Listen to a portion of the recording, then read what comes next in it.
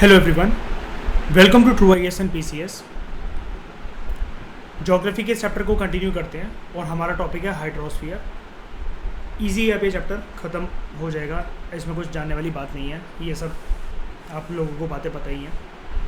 अर्थ जो है उसको ब्लू प्लैनेट हम लोग बोलते हैं, इसलिए बोलते हैं क्योंकि अर्थ पे 70% से ज़्यादा जो पूरा का पूरा जो सरफेस है अर्थ का वो पानी से कवर्ड है, और जितने हिस्से पर ज़मीन है, लैंड है, वो से 29% है। हाइड्रोस्फीयर का मतलब ये होता है, जैसा कि मैं अभी तक आपको बताता हुआ आया हूँ, कि पानी सभी फॉर्म में, सभी के सभी फॉर्म में, चाहे फिर वो रनिंग वाटर की फॉर्म में हो ओशंस और रिवर्स में, लेक्स में हो, फिर वो चाहे बर्फ़ की फॉर्म में हो ग्लेशियर्स में, अंडरग्राउंड वाटर हो वो, या वेपर की फॉर्म में हो एटमॉस्फेयर के अंदर, ये सभी का सभी हाइड्रोस्फीयर का पार्ट है। अर्थ पे 97% से ज़्यादा जो पानी है वो ओशंस में मिलता है हमें, और ये बहुत खारा है कि जिसको इंसान पी नहीं सकते हैं, वरना डिहाइड्रेशन के शिकार हो जाएंगे और भी दिक्कतें आ सकती हैं। लार्ज प्रोपोर्शन जो वाटर है, रेस्ट ऑफ द वाटर, वो आइस शीट्स और ग्लेशियर्स की फॉर्म में है, या फिर वो अंडरग्राउंड वाटर है। तो इन सब के बाद बहुत ही कम क्वांटिटी बचती है कि जो कि फ्रेश वाटर की फॉर्म में अवेलेबल है इंसानों की पीने के लिए। इसलिए एक लाइन बोलते हैं हम लोग, बचपन में आपने सुना होगा, water water everywhere but not a drop to drink. Despite blue planet, earth को जो बोला जाता है, हमें फिर भी पानी की कमी होती है अर्थ पर, ठीक है। ओशंस की अगर हम लोग बात करें, हाइड्रोस्फीयर एज अ कंसेप्ट का जो मेजर पार्ट ऑक्यूपाई करता है वो ओशंस के द्वारा करा जाता है। सारे के सारे ओशंस आपस में इंटरकनेक्टेड है। ओशन वाटर हमेशा मूवमेंट करता रहता है। इसके पीछे ओशन मूवमेंट जो वाटर मूवमेंट लगातार करता रहता है, मेजर जो रीज़न रिस्पॉन्सिबल है वो है ओशन करेंट्स, जिसको हम लोग पढ़ेंगे, ज्योग्राफी जैसी हमारी प्रोसीड करेगी। कुछ होते हैं कोल्ड करंट और कुछ होते हैं वार्म करंट, और ये हमें लिस्ट पता होनी चाहिए कि कौन कौन से वर्ल्ड के अंदर कोल्ड करंट्स हैं और कौन कौन से वार्म करंट्स हैं, और उनकी डायरेक्शन क्या है, कहाँ से कहाँ वो जाते हैं, और कौन कौन से कॉन्टिनेंट्स के बगल में जाते हैं। कोल्ड करंट्स कहाँ कहाँ डेजर्ट बनाते हैं, और वार्म करंट्स कहाँ कहाँ एक अच्छी कंडीशंस बनाते हैं, बेस्ट फिशिंग ग्राउंड्स वगैरह बनाते हैं, ठीक है। और जहाँ वार्म एंड कोल्ड करंट्स मिलते हैं तो वहाँ पर कोहरा कैसे आ जाता है, ये सारी चीज़ें मैं आपको पढ़ाऊँगा। जो तीन मुख्य प्रकार से ओशन वाटर की जो मूवमेंट्स होती हैं वो होती हैं, जो कि यूपीएससी में अपने आप ही एक अलग अलग टॉपिक, अलग अलग चैप्टर्स की फॉर्म में हम लोग पढ़ेंगे। वेव्स, टाइड्स और ओशन करंट्स, ये तीनों अलग अलग टॉपिक हैं, एक एक मीन्स का क्वेश्चन इनके ऊपर बनता है।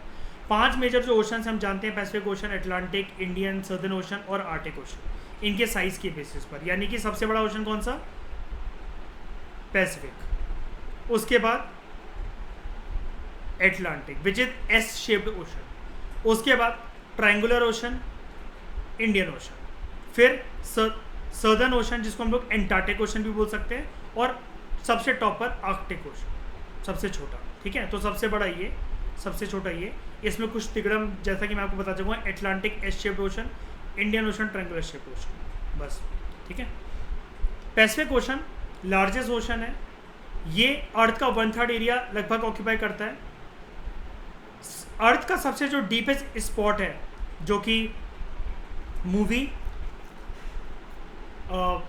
लाइफ ऑफ पाई उसमें दिखाया गया था, मरियाना ट्रेंच, ठीक है, यहाँ पर लोकेटेड है। पैसिफिक ओशन की जो शेप है वो ऑलमोस्ट सर्कुलर है। एशिया, ऑस्ट्रेलिया, नॉर्थ और साउथ अमेरिका इस ओशन को सराउंड करते हैं। फिर अटलांटिक ओशन, ये सेकेंड लार्जेस्ट ओशन है, एस शेप्ड ओशन इसको बोला जाता है। नॉर्थ और साउथ अमेरिका से बाउंडेड है ये वेस्टर्न साइड पर, और यूरोप और अफ्रीका से ईस्टर्न साइड पर। जो कोस्टलाइन है अटलांटिक ओशन की वो हाईली इंडेंटेड है। इंडेंटेड का मतलब होता है ऊबड़ खाबड़, ऊबड़ खाबड़। अब यहाँ पर जो इंडेंटेड, जो इस प्रकार की कोस्टलाइन है ना, तो ये एक ना नेचुरल कंडीशन प्रोवाइड करती है कि यहाँ पर ना नेचुरल हार्बर्स और पोर्ट्स वगैरह बिल्ड हो सके, क्योंकि शिप्स यहाँ पर खड़ी हो जाएंगी, यहाँ पर फिशिंग हो जाएगी, यहाँ पर हार्बर बन जाएगा, यहाँ फिशिंग हो जाएगी, यहाँ पर हो जाएगी, यहाँ पर हो जाएगी, यहाँ पर हो जाएगी, इधर हो जाएगी, इधर हो जाएगी, इधर हो जाएगी। तो बहुत सारे ऑटोमेटिकली नेचुरल तरीके से हार्बर बन सकते हैं। कॉन्टिनेंट के आसपास जो इसकी मार्जिन है, बाउंड्री, उसको काटने की ज़रूरत नहीं है, काटने की ज़रूरत नहीं है उसको। और ये बिजिएस्ट ओशन है। इंडियन ओशन इकलौता ऐसा ओशन है जो कि किसी कंट्री के नाम पे रखा गया हो, इंडिया के नाम पर। जो शेप है इस ओशन की वो ऑलमोस्ट रेगुलर है। नॉर्थ साउथ पर यहाँ पर एशिया आपको मिलेगा, वेस्ट में अफ्रीका मिलेगा, और ईस्ट में आपको मिलेगा ऑस्ट्रेलिया। जो सदर्न ओशन है वो एंटार्क्टिका के पास है और ये 60 डिग्री साउथ लैटिट्यूड तक एक्सटेंड करता है। ये सारी बातें आपको पता ही है। कोई भी दिक्कत है तो आप ये वाली जो फोटो है आप इसको साइमल्टेनियसली देख देख के इसको कवर कर सकते हो। वैसे यहाँ पर कुछ ऐसी बात नहीं है, क्योंकि ये बच्चों वाली चीज़ है। इससे क्वेश्चन पहले किसी ज़माने में निकला करते थे, आपको इससे कोई क्वेश्चन नहीं आते। इसका डिटेल्ड वर्जन हमें जानना पड़ेगा। आर्टिक ओशन जो है it is located with in the Arctic circle और ये नॉर्थ पोल से सराउंडेड है। ये पैसिफिक ओशन से कनेक्टेड है, ध्यान से सुनना। आर्टिक ओशन पैसिफिक ओशन से कनेक्टेड है by a narrow stretch of shallow water. मैंने बताया था जब दो वाटर बॉडीज़ कनेक्टेड होती हैं तो उसको हम बोलते हैं स्ट्रेट, और यहाँ पर जो स्ट्रेट है वो है बेरिंग स्ट्रेट, ठीक है। और यहाँ पर it is surrounded by north America and Eurasia, यानी कि यूरोप एंड एशिया का पार्ट। फिर बात करते हैं एटमॉस्फेयर की। अर्थ जो है वो एक लेयर ऑफ गैस से सराउंड होता है जो कि अर्थ की ब्लैंकेट की तरह काम करती है, जिसको हम लोग बोलते हैं एटमॉस्फेयर। ये जो थिन ब्लैंकेट ऑफ एयर होता है वो एक इंपॉर्टेंट एस्पेक्ट है कि प्लेनेट पे लिविंग ऑर्गेनिज्म सर्वाइव कर पाएँ या लिविंग ऑर्गेनिज्म के लिए हैबिटेबल कंडीशंस बने। एटमॉस्फेयर हमें हवा एयर प्रोवाइड करता है जिससे हम सांस ले सकते हैं, और हमें हार्मफुल जो इफेक्ट्स होते हैं सन रे से उससे हमें बचाता है। एटमॉस्फेयर जो है वो एक्सटेंड कहाँ से कहाँ तक होता है? It extends up to a height of about 1600 kilometre. Atmosphere 5 layers में डिवाइडेड है on the basis of composition, temperature और दूसरी प्रॉपर्टीज़, ठीक है। इसको बोला जाता है troposphere, stratosphere, mesosphere, thermosphere and exosphere. इसको याद करने का तरीका ऐसा होता है कि जैसे ट्रोपोस्फियर और थर्मोस्फियर के बीच में जो कन्फ्यूजन होती है ना, तो ये मैंने बना रखा है। अब आप जो मर्जी अपना बना लो, कोई छोटा सा मतलब जैसे आपको शब्द अच्छे लगे। ट्रोपोस्फियर का TR ले लो, स्ट्रेटोस्फियर का ST ले लो और मेसोस्फियर का मी ले लो। तो उसको मैं अपना ऐसे याद करता हूँ, मुझे आज तक कोई कन्फ्यूजन नहीं होती। ट्रस्ट मी,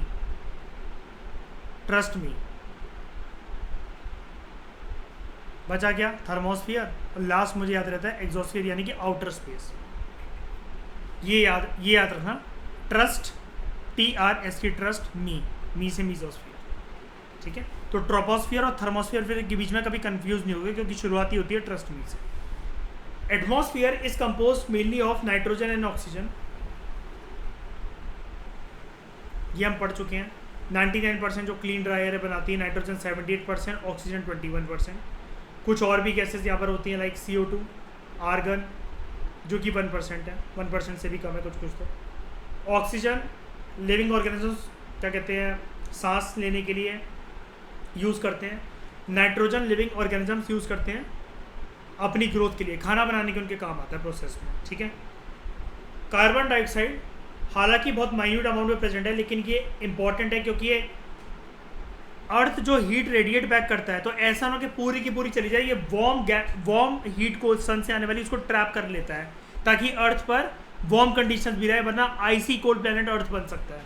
ये प्लेनेट को हमारे वार्म रखने का काम करता है और ये प्लांट ग्रोथ के लिए भी एसेंशियल है। एटमॉस्फेयर की डेंसिटी ना हाइट के साथ साथ वेरी करती है।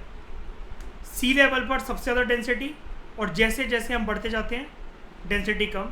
इसलिए जो क्लाइंबर्स होते हैं जैसे माउंट एवरेस्ट या पहाड़ों की कोई चढ़ाई कर रहा है, तो वो ब्रीदिंग प्रॉब्लम्स इस वजह से उनको होती है, बिकॉज एयर की डेंसिटी कम होने लग जाती है हाइट के साथ साथ। इनको अपने साथ ऑक्सीजन सेंटर लेकर जाना पड़ता है अगर ये हाई एल्टीट्यूड पे सांस लेना चाहते हैं। टेम्परेचर भी ऊपर बढ़ते बढ़ते गिरने लग जाता है। जो एटमॉस्फेयर है वो प्रेशर एग्जिस्ट करता है अर्थ पर, और ये pressure place to place vary करता है। कुछ एरियाज में हाई प्रेशर होता है, कुछ में लो प्रेशर होता है। एयर हमेशा, एयर की एक प्रॉपर्टी होती है, ये वाली 2 फैक्ट याद रखना। एयर की एक प्रॉपर्टी होती है हाई प्रेशर से वो हमेशा लो प्रेशर जोन पे मूव करती है, और इसकी मैं रेलेवेंस बताऊंगा कि ज्योग्राफी में इससे क्या फिनोमेना बनता है। एयर हमेशा, विंड हमेशा हाई प्रेशर से लो प्रेशर की तरफ मूव करती है। इसकी रेलेवेंस क्या है ये मैं आपको पढ़ाऊंगा, अभी यहाँ पर समझ में नहीं आएगी। अच्छा, एयर और विंड में क्या फ़र्क होता है? मूविंग एयर को बोला जाता है विंड, मूविंग एयर को बोला जाता है विंड। अब मैं आपको एक बात बताता हूँ, ये है सूरज,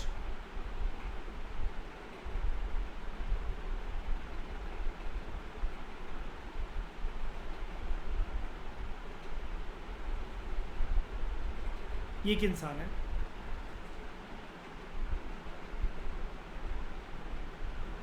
ये दूसरा इंसान है, और ये तीसरा इंसान है। इनमें से इमेज के थ्रू आप मुझे बताओ ए, बी या सी, किसको सबसे ज़्यादा गर्मी लगनी चाहिए?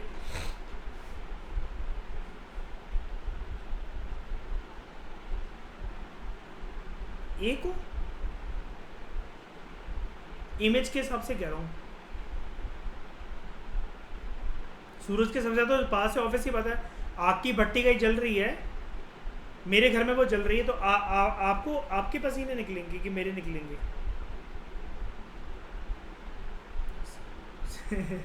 सी को, है ना? प्रैक्टिकली तो यही है। मैं समझाना क्या चाह रहा हूँ यार, पहाड़ों पे चढ़ते हुए मैं सूरज के और ज़्यादा करीब आता चल रहा हूँ, लेकिन टेम्परेचर बढ़ने की जगह गिरता क्यों रहता है? सोचने वाली बात है। पहाड़ पे चढ़ने के बाद तो इसका मतलब मैं सन से और सन की रेस के और ज़्यादा पास आ गया ना, गर्मी ज़्यादा लगनी चाहिए ना, ठंडक क्यों हो जाती है वहाँ पर जाकर? ये चीज़ मैं आपको पढ़ाऊँगा, कुछ समय का आपको वेट करना पड़ेगा। यहाँ पर देखो, temperature also decreases as we go upward, ये मैं आपको पढ़ाऊँगा। और इसके लिए एक्चुअली कुछ नहीं है, ये जो ट्रस्ट मी वाला कंसेप्ट है, जो जोन्स होते हैं, यही रिस्पॉन्सिबल है एक्चुअली, ठीक है। बायोस्फीयर, ये एक ऐसा नैरो जोन्स है जहाँ पर बाकी 3 लेयर्स जो है वो इंटरेक्ट करती हैं, लिथोस्फीयर, एटमॉस्फेयर और हाइड्रोस्फीयर, और हैबिटेबल कंडीशंस यहाँ पर बनती हैं, ठीक है।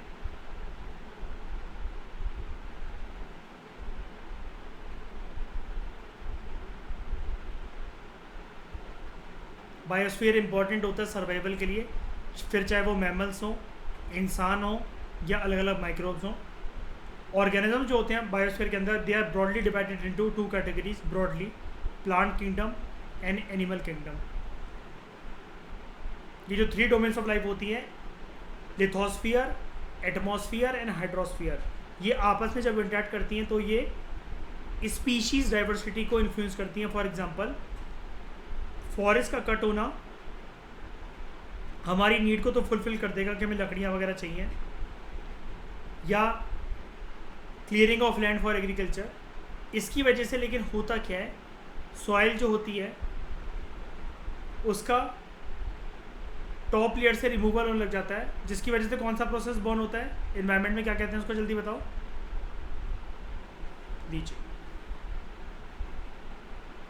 फिर सिमिलरली अर्थ के सरफेस पे, अर्थ का सरफेस चेंज हो रहा है ड्यू टू नेचुरल कैलामिटीज़ वगैरह, लाइक अर्थक्वेक एक्सेट्रा। और कुछ जो पार्ट्स, जैसे याद है कल ये हमने पढ़ा था, सी लेवल राइज जो हो रहा है, उसकी वजह से बड़े सारे आइलैंड और आइलैंड कंट्री समर्ज हो जाएंगे। हमने सिक्योरिटी में पढ़ा था उसको, पॉलिटिकल साइंस में, याद होगा आप सभी को। वही वाली बात है कि सुनामी वगैरह और इन सब ये जो होता है, ये पूरा का पूरा जोग्राफिकल फिनोमेना की वजह से इंसानों ने जो तबाही मचा रखी है उसकी वजह से।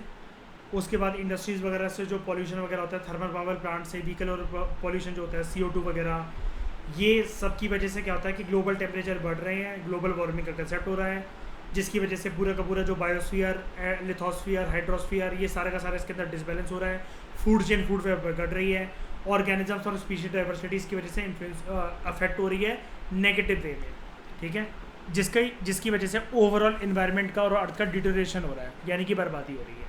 तो जैसा कि मैंने बोला था, इसमें कुछ है नहीं, लेकिन ये जितने आस्पेक्ट हैं, ये छोटे छोटे आस्पेक्ट हैं, ये एक प्रकार से हमारी रिवीजन है, इससे कोई क्वेश्चन निकलते नहीं है, इसकी डेप्थ में जाकर क्वेश्चन निकलते हैं। जैसे एक मैंने आपको ये बताया कि अगर हम ऊपर बढ़ रहे हैं तो टेम्परेचर डिक्रीज़ क्यों होता है, बढ़ना चाहिए ना। मैं तो सूरज के पास हूँ as compare to sea level पे मैं खड़ा हुआ हूँ, और अब मैं जाके माउंट एवरेस्ट पे हूँ, तो वह तो मैं सूरज के पास हो गया ना, तो माउंट एवरेस्ट पे भाई ठठराती हूँ, ठंड क्यों, बर्फ़ क्यों पड़ रही, सी लेवल पे पड़नी चाहिए ना वो तो।